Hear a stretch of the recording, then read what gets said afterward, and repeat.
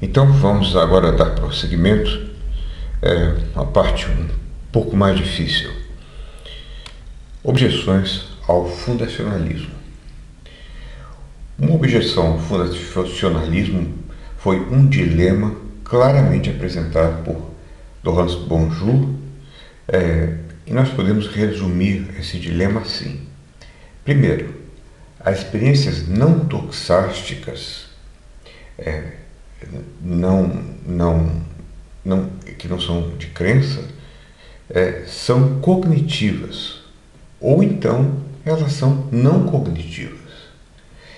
2. Se elas são cognitivas, então elas podem justificar as crenças, mas sendo cognitivas, elas precisam ter valor verdade. Cognição significa pensamento, então precisam ter valor de verdade, precisando ser assim justificadas. Ora, 3. Se elas são não cognitivas, elas não precisam ser justificadas, mas em compensação, elas são incapazes de justificar. 4. Então, as experiências não doxásticas ou precisam ser justificadas ou então são incapazes de justificar. Logo, elas não servem aos seus propósitos.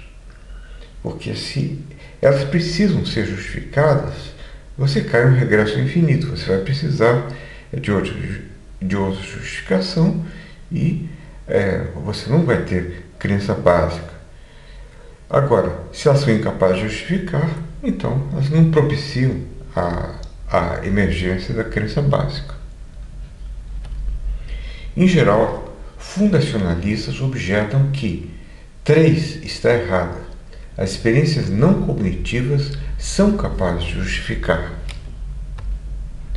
Vamos voltar aqui. 3. Se elas são não cognitivas, elas não precisam ser justificadas, mas em compensação são incapazes de justificar. Mas, para o fundacionalista, elas são não cognitivas, mas são capazes de justificar, são a fonte de justificação, a fonte não doxal de justificação. E podemos ter ciência delas mesmo em terceira pessoa. Eu pareço ver um triângulo e não há evidência derrotadora. Você parece ver esse triângulo. Então, nós estamos vendo esse triângulo. Agora, vamos prosseguir. Assim, nós podemos dizer, se S tem a experiência de um X diante dele, então S está prima facie, isto à primeira vista, justificado em crer que há um X diante dele.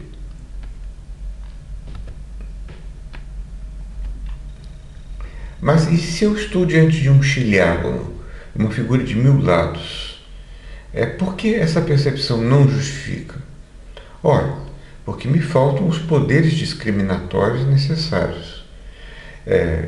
E uma outra espécie de mente poderia ser capaz de ter aqui uma crença básica. Existem savantes capazes de perceber o número exato de moedas jogadas no chão, mesmo quando são centenas, de um relance. Eu sou capaz de perceber 5 moedas jogadas no chão como sendo 5, mas 8 já fica difícil. Mas existem pessoas, há uma dupla de gêmeos savantes que é capaz de perceber mais de 300 moedas jogadas no chão, exatamente o número que foi de moedas jogadas. Coerentismo. A mais conhecida alternativa ao fundacionalismo é o coerentismo. Por exemplo, uma pessoa tem febre, tem cansaço, coriza, espirros, garganta inflamada. O diagnóstico óbvio disso é resfriado, pois esse diagnóstico é coerente com os sintomas apresentados. Então, A coerência me diz que a pessoa está com resfriado. Do mesmo modo, se uma pessoa não tem conhecimento básico de matemática, nem de ciências, nem de português, isso não é coerente com ela ser aceita como aluna de um instituto de tecnologia. Coerência é algo importante para justificar essas crenças.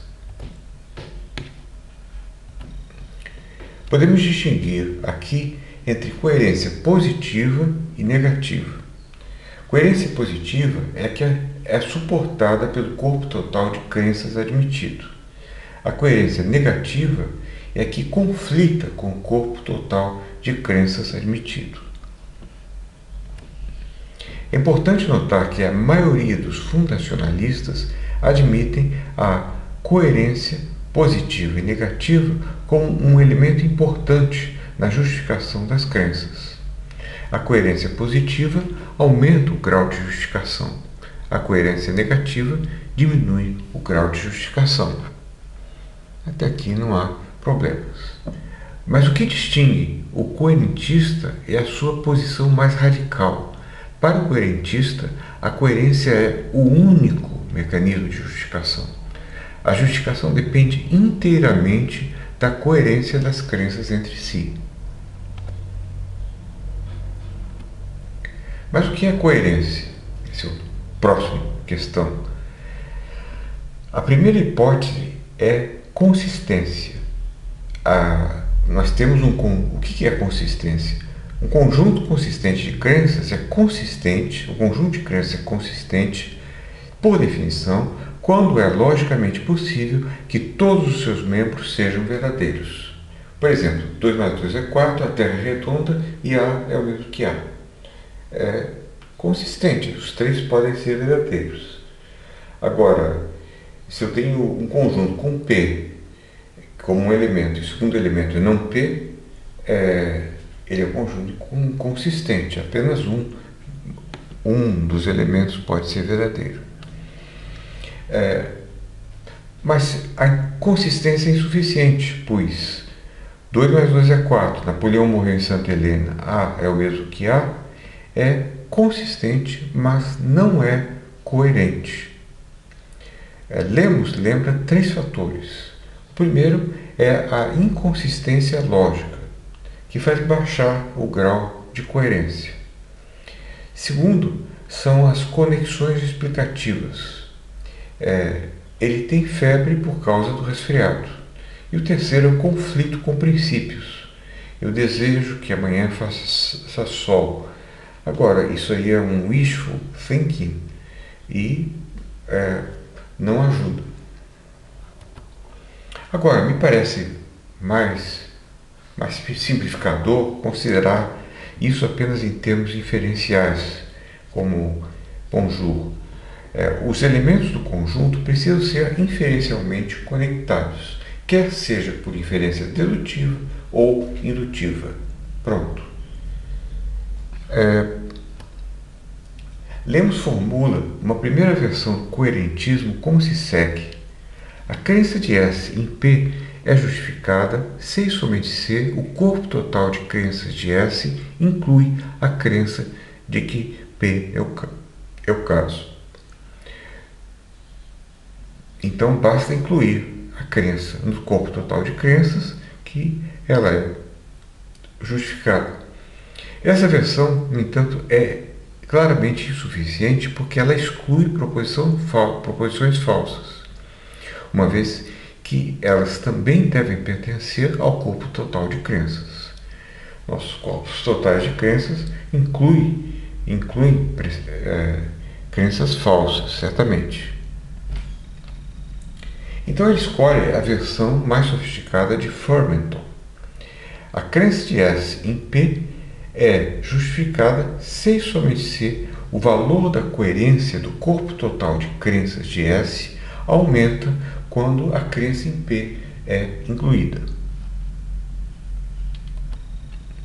Como teste, supõe que a crença em P seja removida.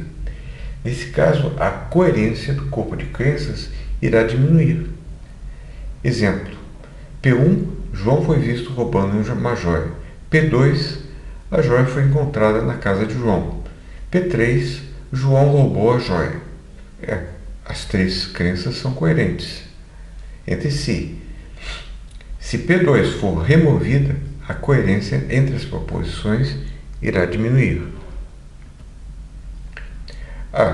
Mas Lemos apresenta então um contra-exemplo que ele retira de Feldman, que é o de uma pessoa que deseja que o seu filho não tenha esquecido de levar a jaqueta, uma vez que está muito frio. Isso é P.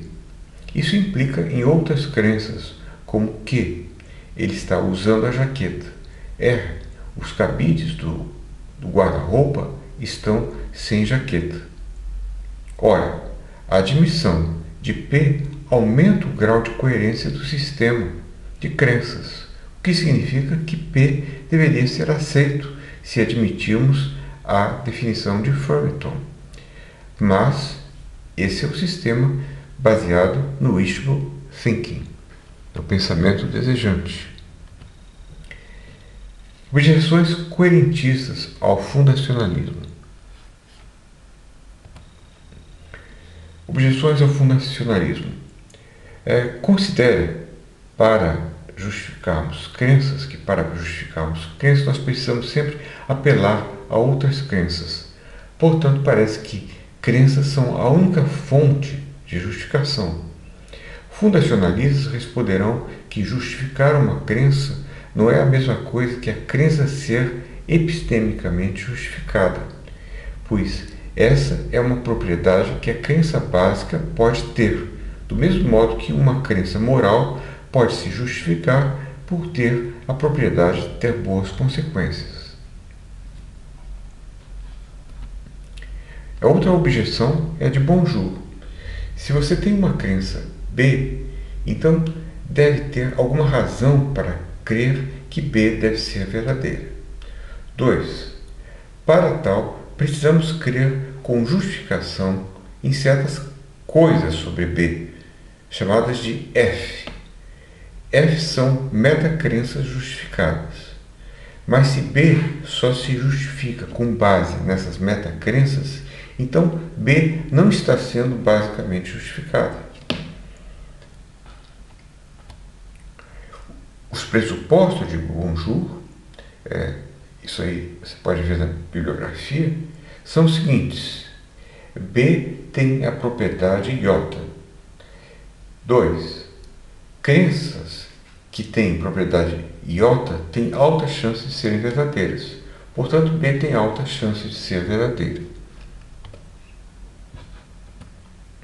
Se o argumento de Bonjour pode ser expresso, o argumento de Bonjour pode ser então expresso como se segue: uma pessoa só será epistemicamente responsável com relação à sua crença B se tiver acesso à justificação, pois, caso contrário, não terá nenhuma razão para pensar que a crença tem alguma possibilidade de ser verdadeira. Mas, nesse caso, a crença B não será mais básica, pois a sua justificação dependerá de ao menos outra crença empírica. Lemos esclarece isso através de 2 exemplos. Algo complicado são essas objeções de Bonjour, e precisam ficar bem claras. Então, Lemos esclarece isso através de 2 exemplos. Primeiro, uma pessoa tem a crença introspectiva de que sente dores, como a crença B. Isso significa que ela tem as metacrenças. 1. A crença B que eu tenho é introspectivamente espontânea. Isso é típico das crenças básicas. 2. As crenças introspectivas espontâneas são muito plausivelmente verdadeiras. É uma outra metacrença. Um outro exemplo. Uma pessoa tem a crença perceptual espontânea B', de que vê um copo diante de si. As metacrenças são: a crença B' é uma crença perceptual cognitivamente espontânea. 2. Crenças perceptuais cognitivamente espontâneas são muito provavelmente verdadeiras. Então isso aí deve ser verdadeiro. Agora, lemos nota o seguinte: para bonjour, B e B' são justificadas somente quando alguém possui as metacrenças relevantes justificadas. Logo, B e B' não podem ser crenças básicas justificadas. Lemos nota que há várias respostas. Se entendemos bonjour como dizendo que todas as crenças empíricas precisam ser justificadas por metacrenças justificadas, nós vamos cair em um regresso infinito de crenças. Afinal, se para justificar B eu preciso ter a metacrença 1 e 2 justificadas, essas também precisarão ser justificadas e assim infinitamente. Isso é uma redução absurda do argumento de bonjour. Por exemplo, a metacrença 1 poderia demandar a crença espontânea justificada de que ela seja uma crença espontânea justificada e assim sucessivamente. Além disso, fundamentalistas desconfiam da necessidade que Laurence Bonjour encontra de termos metacrenças. Se tenho a crença de ter dores, não preciso adicionar isso à crença na confiabilidade da minha experiência, etc. Isso aí está implícito e não constitui crença. Se creio que tenho dores no dedo da mão, justificado pelo fato de ter dado uma martelada no dedo, não preciso adicionar a isso a crença de que essa crença é introspectiva. Ela é por si mesma introspectiva e eu posso posteriormente adicionar isso. Mas é uma característica, digamos, própria. Mesmo que eu seja capaz de posteriormente formar tais crenças. Considere ainda o caso de crianças e animais.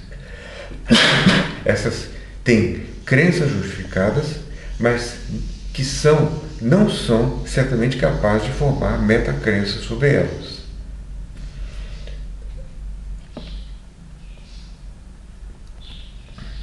Além disso, a condição de bonjour não se aplica a crenças básicas a priori, como eu creio que coisas redondas são redondas. Eu não preciso de mais do que isso. O vermelho é uma cor, também não preciso de mais do que isso. Eu não preciso adicionar que elas são espontâneas ou altamente prováveis. Finalmente, para o fundacionalista, o fato de uma crença ser básica não implica que ela não possa obter suporte adicional de outras crenças.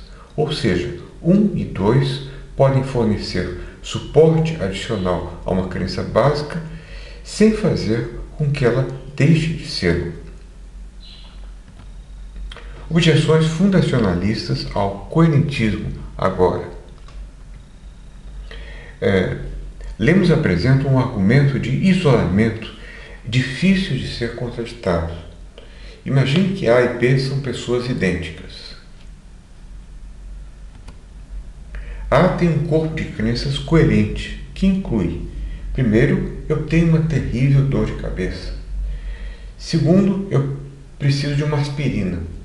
Terceiro, eu estou com dores. Agora imagine que a pessoa B tem o mesmo corpo de crenças coerente, incluindo 1, 2 e 3. Eu tenho uma terrível dor de cabeça. Eu preciso de uma aspirina. Estou com dores. Mas A tem de fato uma terrível dor de cabeça, enquanto B não tem coisa alguma. Como é que o coerentista vai explicar isso? Nesse caso, para o coerentista, 1 estaria plenamente justificada em ambos os casos. Teriam terríveis dor de cabeça, o que é estranho, enquanto que para o fundacionalista só A se encontra justificado com relação a 1. O que é muito mais intuitivo. Isso aí me parece um argumento batata. Para o proponente do argumento do isolamento, a crença A é mais justificada, e a única explicação para isso é que ela é suportada por experiências não doxásticas. Lemos apresenta então a segunda versão do argumento do isolamento. Imagine que A e B acreditam que não tem dor de cabeça. Não tenho dor de cabeça. 2. Eu me sinto muito bem. O outro diz, eu me sinto muito bem. 3. Um diz, esse é um dia maravilhoso. Outro repete, esse é um dia maravilhoso. Então, todos os dois estão ótimos. Só que a pessoa A não sente dor alguma, mas B está com uma terrível dor de cabeça. O argumento do isolamento dirá que, como pela teoria da coerência A e B estariam igualmente justificados em dizer que não sentem dor de cabeça. Mas a teoria da coerência tem de estar errada, pois é óbvio que só a pessoa A está justificada. Para o proponente do argumento do isolamento, a crença de A é mais justificada e a única explicação para isso é que ela é suportada por experiências. O coerentista pode responder que isso não existe, que a experiência de dor é infalível, mas o que o intitularia a isso? Finalmente, há posições mistas. Alguém poderia manter que não existem realmente crenças básicas, pois todas dependem em algum grau da coerência. Mas isso não é suficiente, inclusive porque já foi explicado. Ou então, melhor, nós podemos tentar redefinir a ideia de crença básica de modo a ajustá-la a essa ideia, como sendo aquela capaz de produzir algum grau de justificação, sem que ele advenha de outras crenças capazes de aumentá-la. Mas isso já é admitir um fundacionalismo moderado. Então, é isso aí. A bibliografia, nós lemos An Introduction to the Theory of Knowledge. Ele é um bom filósofo, 2007, e o que eu apresentei foi basicamente um resumo dos capítulos 3 e 4 do livro, excelentes capítulos, introdutórios, mas de uma pessoa, de um filósofo. Outros que são Richard Feldman, Epistemology, também é um filósofo que construiu uma introdução, escreveu uma introdução. Depois, Foundationalist Theories of Epistemic Justification, na Stanford Encyclopedia of Philosophy, que vocês podem gratuitamente ter acesso. Eric Olson, Coherentist Theories of Epistemic Justification, também na Stanford. E Laurence Bonjour, o clássico The Structure of Empirical Knowledge, de 1985. A melhor defesa do coerentismo dentro aí da filosofia analítica contemporânea. Então é isso aí.